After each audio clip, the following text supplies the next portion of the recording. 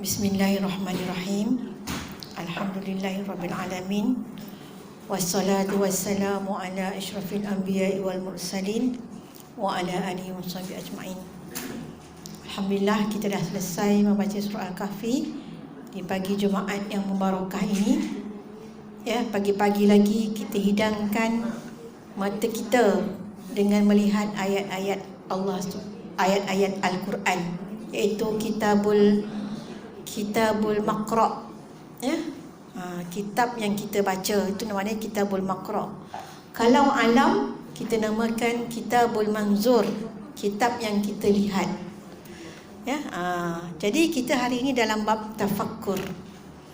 Tafakkur ni dia berkaitan dengan kitabul Manzur, maknanya kitab Allah yang terbentang ini, yang kita boleh lihat ini dalam alam ni. Alam dinamakan kitabul apa tadi? Manzur, yang dilihat. Kalau yang baca Al-Quran tu kitabul Maqra', kitab yang dibaca. Jadi Allah yang menjadikan kita Allah yang menjadikan kita sam'a wal basar, kan, menjadikan kita pendengaran dan penglihatan.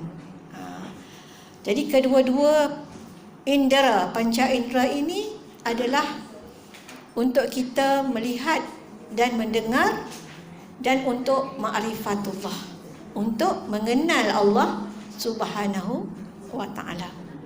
Jadi ma'rifatullah ni antara caranya ialah dengan kita bertafakkur, memikirkan tentang kejadian alam ciptaan Allah Subhanahu wa ta'ala. Itu maknanya ma'rifatullah, mengenal Allah. Ma'rifatullah ni bukan dengan benda-benda pelik yang kita lakukan. Ada separuh-separuh ajaran yang mendapatkan ma'rifatullah dengan perkara yang ganjil, ya, yang luar biasa lah kononnya, tapi sebenarnya kadang-kadang dia adalah satu ajaran yang salah.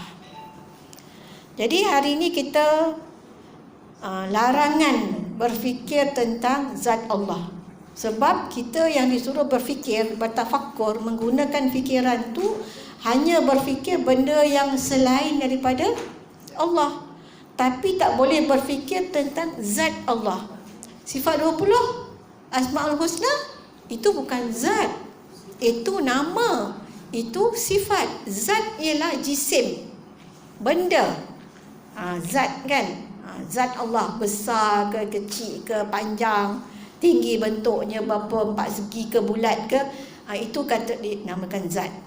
Tapi yang tu tak boleh. Kita tak boleh fikirkan Allah tu bagaimana. Segala yang kita fikirkan tu tak betul, tak terjangkau oleh fikiran kita. Fikiran kita ni terlalu kerdil untuk memikirkan tentang zat Allah Subhanahu wa ta'ala, ya. Dalam satu hadis mengatakan, tafakkaru fi ala'illah, berfikirlah kamu tentang ala. Ala itu maknanya kurniaan Allah. Dalam surah Ar-Rahman, fabi ayyi ala'i rabbika tukazziban, kan. Jadi tafakkaru fi ala'illah, berfikirlah, tafakkurlah kepada kurniaan-kurniaan Allah. Wala tafakkaru fillah, dan jangan kamu berfikir tentang zat Allah, ya. Bertafakkur tentang zat Allah dilarang, haram. Haram. Kadang-kadang kata mimpi jumpa Allah pun tak boleh. Jumpa sekian-sekian bercahaya lah, terang ke, tak boleh. Sama sekali tak boleh apa jua bentuk dan keadaannya. Kerana dia bukan semakin kita kenal, tapi semakin membingungkan kita. Orang kata jadi gila isim. Jadi gila pula kita nanti fikir tentang Allah. Lagi kita fikir, makin dirasuk oleh syaitan. Lagi bahaya, lagi sesat akidah kita. Sebab tu dilarang. Sebab bukan menghampirkan kita pada Allah, tetapi menjadikan kita makin jauh daripada Allah. Jadi tak mampu kita nak memikirkan zat Allah, sebab otak kita bukan diciptakan untuk itu. Dia ada kapasiti di otak kita, ada kemampuan dia yang terhad Tak boleh membayangkan pun tak boleh. Tak boleh langsung, ya. Laisa kamislihi syai' wa huwas samiul basir. Tiada sesuatu pun yang sebanding dengan zatnya. Tak ada sama, sebanding, serupa, setara, semua tak. Ya, tak ada apa pun. Tidak ada satu pun yang sebanding dengan zatnya, sifatnya dan pentadbirannya. Pentadbiran dia qada Allah. Kita tak tahu rahsia-rahsia ketentuan Allah, rahsia-rahsia kejadian yang Allah takdirkan, semua kita tak tahu, tidak ada tolak bandingnya.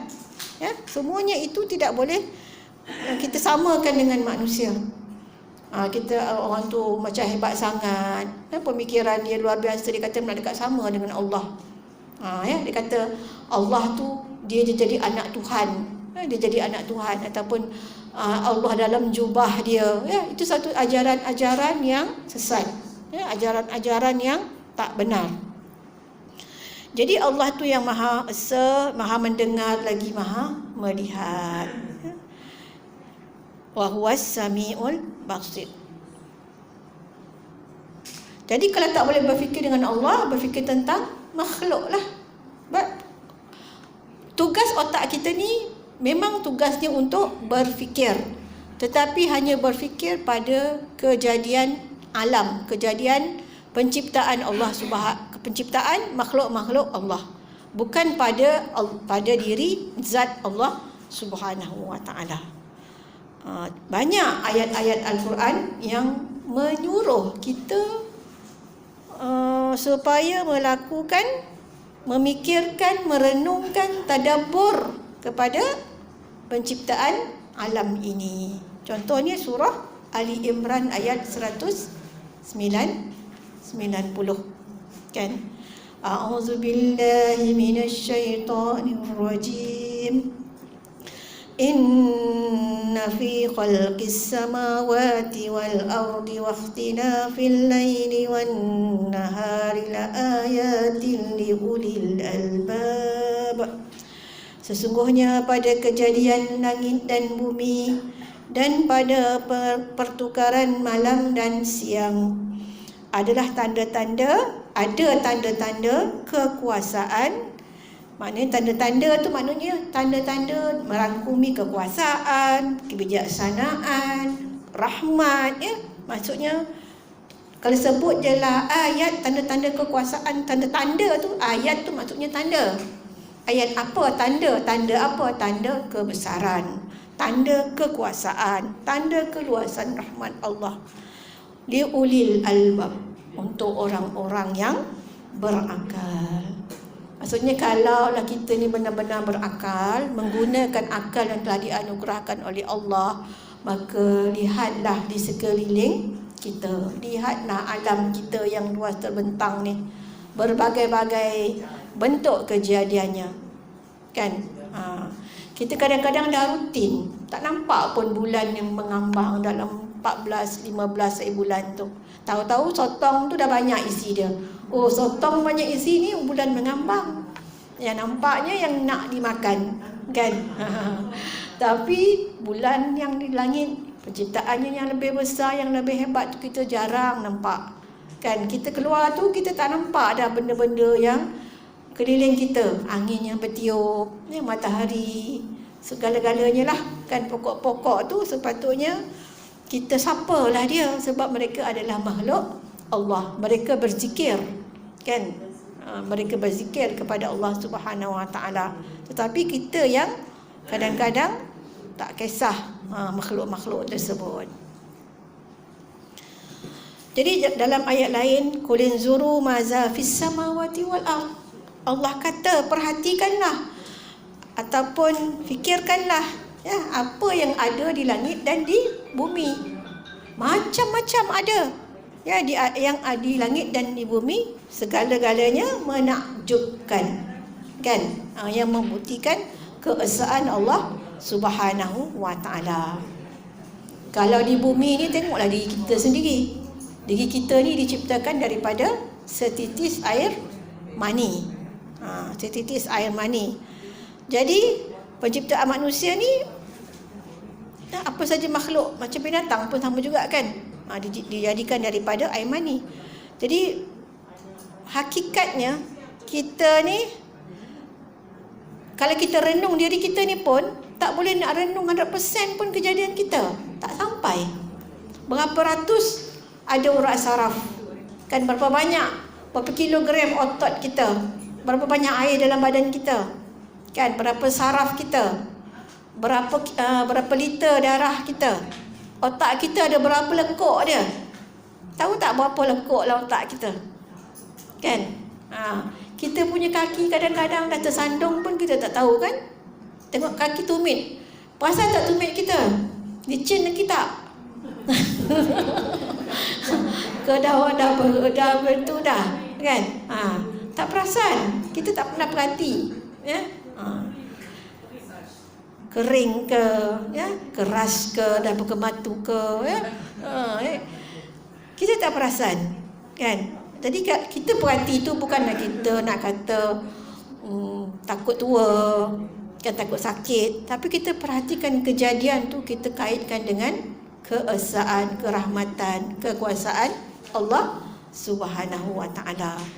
Yang dulu ni kita ni kecil kan, merangkak, merayap, tak boleh berjalan, kemudian boleh berjalan, boleh bercakap, kan, boleh berfikir dan sebagainya. Allah kata wa fi anfusikum afala tubsirun. Dia bertubi-tubi Allah kata lagi.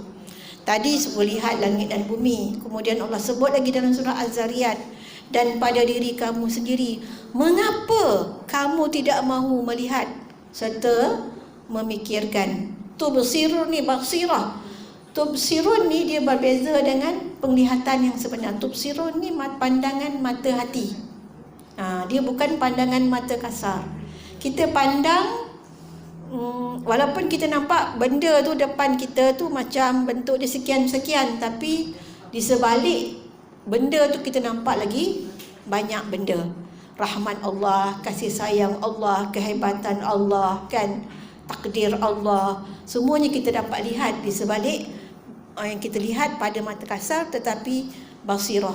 Sebab tu ni kita kena gilap kita punya basirah ni, mata hati.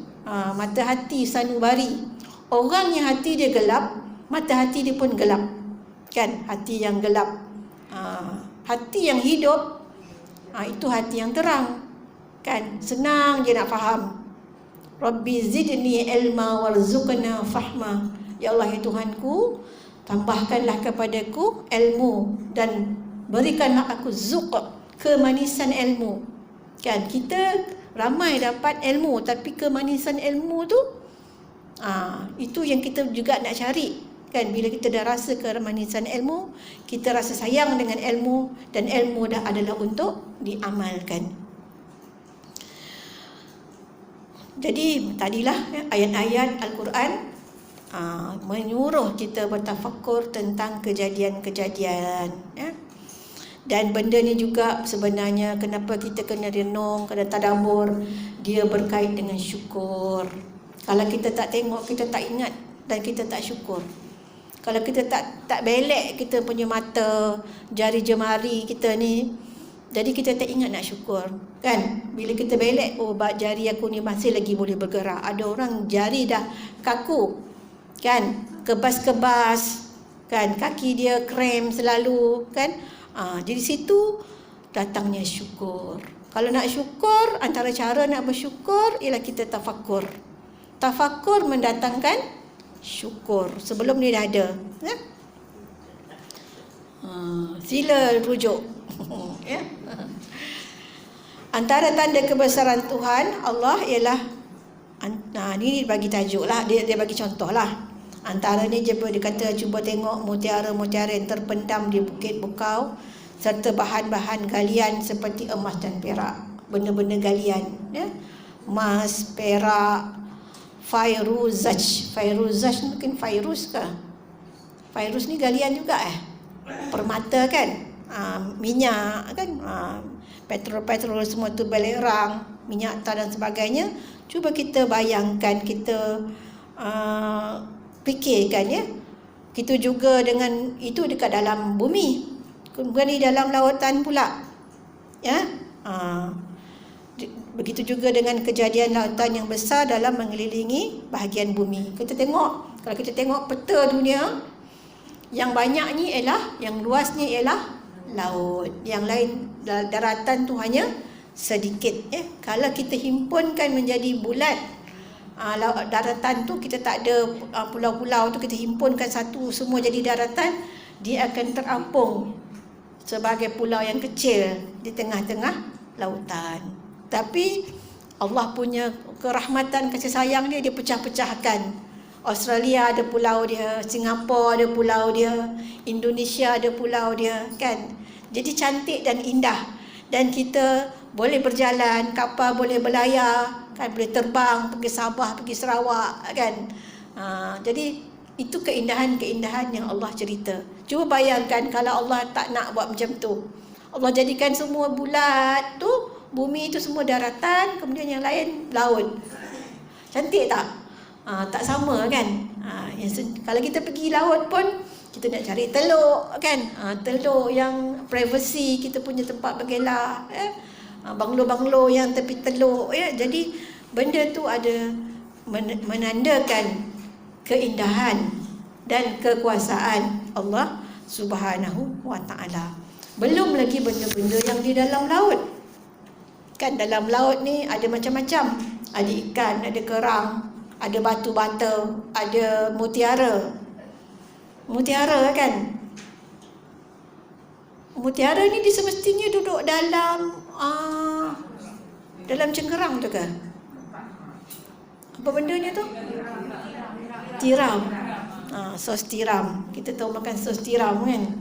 Ada ataupun ada orang biasa makan, kan, tiram yang fresh tu makan dengan air asam limau. Tidak makan.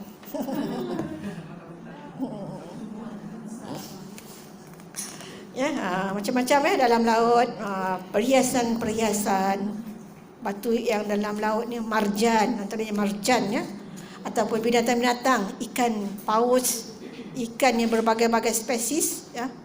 Jadi betapa hebatnya kekuasaan Allah menjadikan di laut tu pula, di sesamping kehidupan tu ada kapal. Wa ayatul lahumul ard wa ayatul lahum anna hamalna dzurriyyatahum fil fulkil mashhun. Surah Yasin, ya. Kami salah satu daripada tanda kekuasaan kami membawa mereka dalam satu kapal. Wa inna sya'nu rikhum. Kalau kami kehendaki, kami akan tenggelamkan mereka. Dan kalau kami ingini, kami akan selamatkan mereka. Illa rahmatan minna. Mereka orang yang mendapat rahmat daripada kami. Dalam surah Yasin yang kita selalu baca malam Jumaat. Kapal, kan, yang berlayar di dalam laut. Ada kapal kecil, ada kapal besar, kapal penumpang, kapal barang, kapal minyak.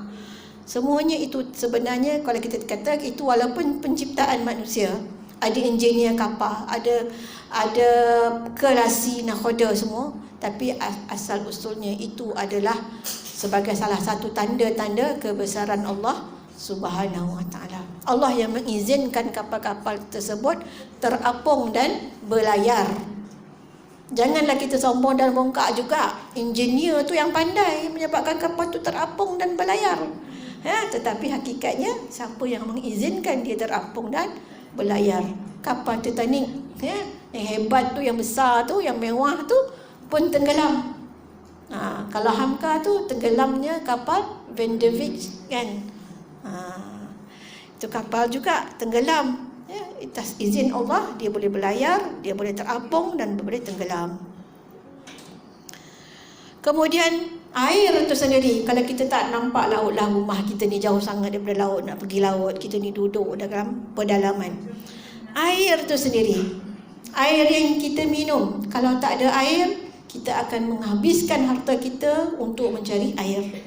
Macam di Kemboja, tak ada air, digali beratus-ratus meter ke bawah untuk mendapatkan air. Alhamdulillah dapat juga air jernih. Ramai umat-umat Islam yang budiman, yang dermawan, mensedekahkan duit untuk mereka menggali, pergi. Ramai di kalangan kita ni kan yang dah infak duit untuk gali perigi untuk saudara kita di Kemboja. Tetapi ada yang tak bernasib baik, negara-negara Afrika sana, mereka minum air merah-merah, kuning, minum juga sebagai minuman harian.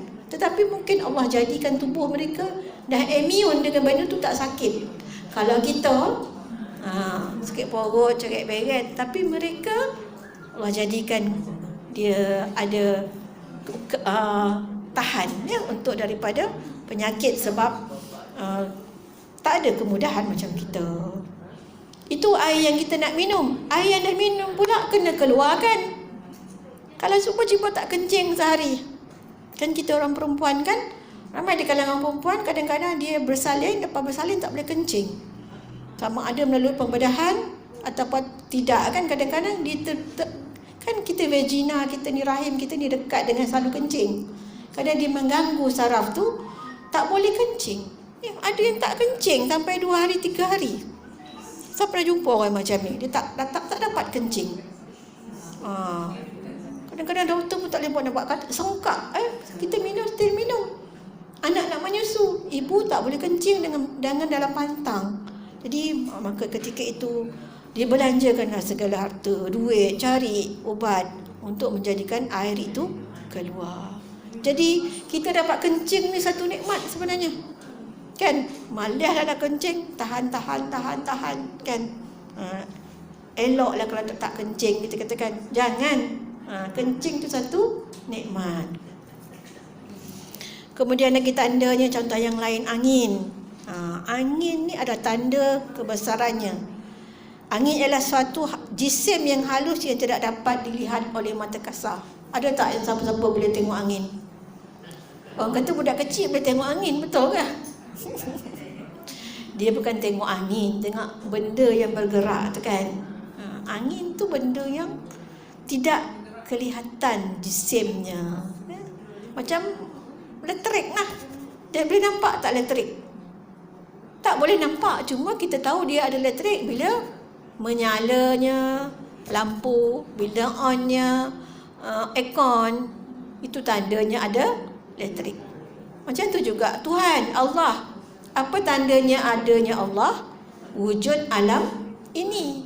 Tak semestinya kata-kata kalau tak nampak Allah tu kita tak percaya Allah tu ada. Bukan. Itu orang etis punya hujah. Benda yang tak nampak dia tak percaya. Sedangkan elektrik tak nampak, angin pun tak nampak, tapi dia boleh percaya. Nyawa dia sendiri pun dia tak nampak kan? Tapi dia percaya pula dia ada nyawa. Itu masalahnya ya. Jadi banyak benda nak direnung. Bukan kita kata apa benda nak direnung, apa benda nak dipikir. Banyak. Guruh, petir, angin, rebut taupan, puting beliung, gunung berapi. Tengok keadaan kita. Tak ada apa. Saya rumah saya dekat dengan tepi hutannya. Hutan pun banyak benda. Kan dekat situ ada air terjun, ada air mata air, ada binatang-binatang yang hidup dekat situ kan. Haiwan-haiwan, burung-burung, semuanya adalah disuruh untuk kita tafakkur, tadabbur, memikirkan supaya kita sampai kepada ma'rifatullah. Bukan setakat nak cari ilham, duduk tepi air terjun nak buat apa, cari ilham untuk buat sajak, buat lagu. Bukan sekadar itu Kalau buat lagu pun dia jadi lagu yang best lah.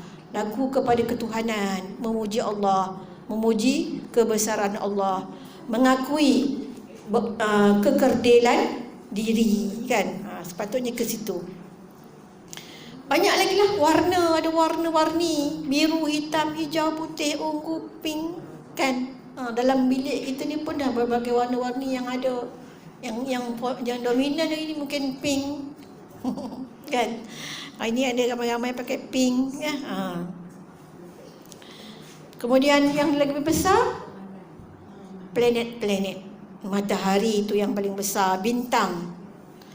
Bintang tu sebenarnya besar. Ya, alam langit tu sangat besar. Sebab bumi ni kalau nak dibandingkan dengan bintang yang kecil sekali pun dekat langit tu, saiznya bintang saiznya lagi 8 kali ganda. Bintang yang paling kecil tu dekat langit tu 8 kali ganda bumi. Itu paling kecil kat langit.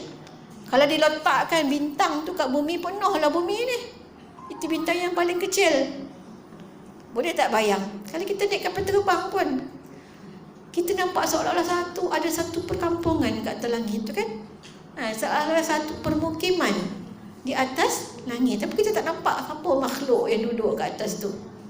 Macam ada gurun kat langit tu, macam ada bukit-bukit. Indah langit. Kadang-kadang kita melihatnya sangat mempersonakan. Banyak planet, bintang-bintang. Bayangkan juga betapa luasnya langit yang memuatkan seluruh bintang tersebut. Ialah bayangkan bintang yang paling kecil pun penuh bumi kau nak letak kat bumi ni. Bintang tu bukan satu, dia sangat banyak. Walaupun kita nampak bergelipan tu macam sikit, macam bersepah-sepah kat atas kan, tapi sebenarnya dia banyak dan jauh daripada kita dan dia besar. Jadi adakah benda tu berlaku dengan kejadian semula jadi, nature? Ini masalahnya kan. Kalau orang yang tidak berfikir tentang Tuhan, fikir tentang sains saja, dia menganggapkan benda itu berlaku secara semula jadi.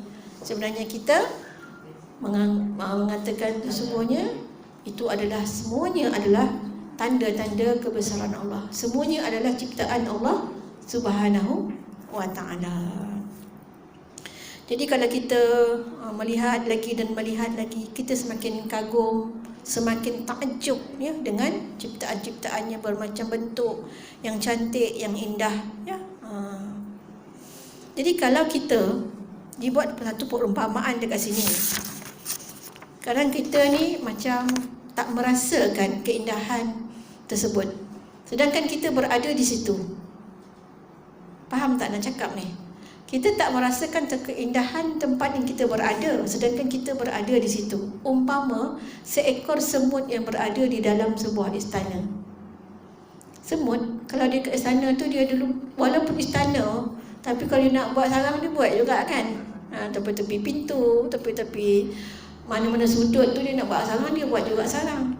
Dia sibuk dengan kehidupan harian dia, semut ni. Semut yang sangat kecil berbanding dengan istana yang sangat besar. Bayangkanlah istana Raja Brunei lah, kan, besar, cantik, bersalut emas, perhiasan dia lawa-lawa, kursi meja dia, dinding dia, plaster ceiling dia, lampu-lampu dia sangat cantik. Tapi ada seekor semut ni, dia duduk dalam istana. Dah duduk dalam istana ni, untungnya semut duduk di istana, kita pun tak dapat kan. Tapi dia tak terasa pun dia dah keindahan istana tersebut. Dia sibuk dengan cari makan dia, kumpulkan makanan musim panas untuk bawa musim sejuk kan. Dia tak ingat pun nak menghayati kecantikan dalam istana. Kalau dia pergi pun, dia pergi merayap macam tu je lah. Dia pergi lalu kat tiang tu, lalu dekat zinc atap ke apa ke, lampu-lampu, tapi dia tak pernah menghayati benda tu. Begitulah kita. Jadi semutlah kita. Kalau kita duduk dalam alam yang luas ni, kita tak pernah fikir. Kita fikir rutin kita aja. Macam mana nak hidup, macam mana nak makan, macam mana nak bekerja, macam mana nak besarkan anak, macam mana nak cari duit. Itu je yang kita tahu sampai kita lupa alam sekeliling kita yang kita hidup ni sangat cantik, sangat indah, yang perlu dihayati, perlu disyukuri, perlu dilihat untuk sampai kepada mensyukuri Allah Subhanahu wa ta'ala. Jadi selama ni kita lupa rupanya kita jadi semut dalam istana. Faham tak? Kan? Jadi itu perumpamaan orang yang lalai daripada memperingati, mentadabbur, mentafakkur terhadap alam sekitar dia. Kitabun manzur, ya. Jadi itulah dia. Saya rasa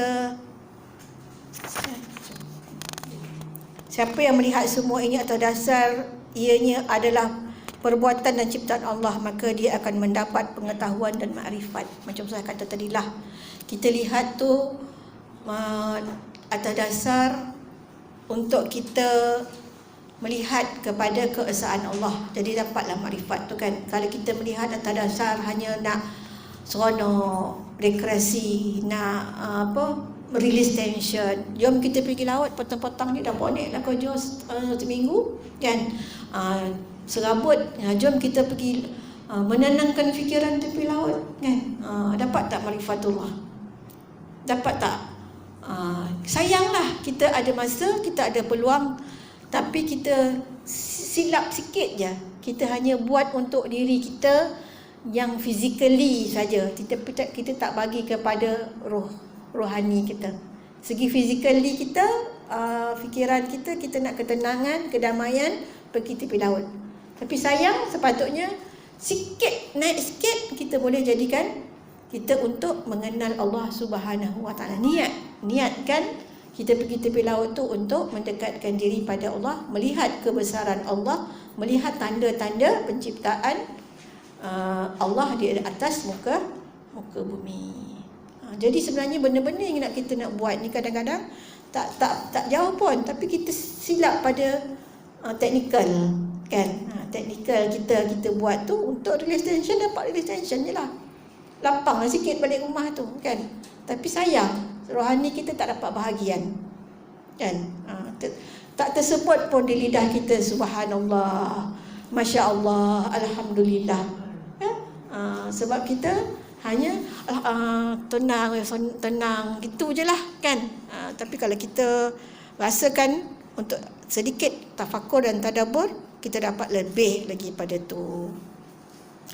Sebaliknya, siapa yang memfokuskan pemikirannya untuk melihat kesan dan pengaruh, ialah untuk kesan sesuatu je lah kan. Dia pergi tepi sawah, pergi kat Kedah tu kan, dia lapang padi, dapat menikmati angin yang sedap kan, dapat pengaruh alam saja, merasakan kesejukan, merasakan sedapnya angin, tu je lah yang kita dapat. Tapi tanpa dikaitkannya kepada Allah yang mencipta segala asbab, dia akan celaka ataupun rugilah, dia tak kait. Jadi kita ni jangan tak kait. Kait, jangan tak kait. Kita ada akal ni, gunakan akal kita ni untuk sentiasa mendekatkan, menjadi asbab untuk dekat kepada Allah Subhanahu Wa Taala. Nak dekat pada Allah ni tak perlulah kepada asbab yang besar pun. Asbab yang biasa-biasa pun dah menjadikan kita boleh dekat pada Allah. Tak perlu nak belanja besar-besar pun kan. Free je. Tengok diri kita sendiri pun sudah asbab untuk dekat pada Allah Subhanahu Wa Taala. Jadi akhirnya kita berlindunglah daripada Allah, daripada tergelincir daripada jalan yang benar, sebagaimana berlaku kepada orang yang jahil. Orang yang jahil, dia leka, lalai, tidak ingat untuk bertafakur terhadap penciptaan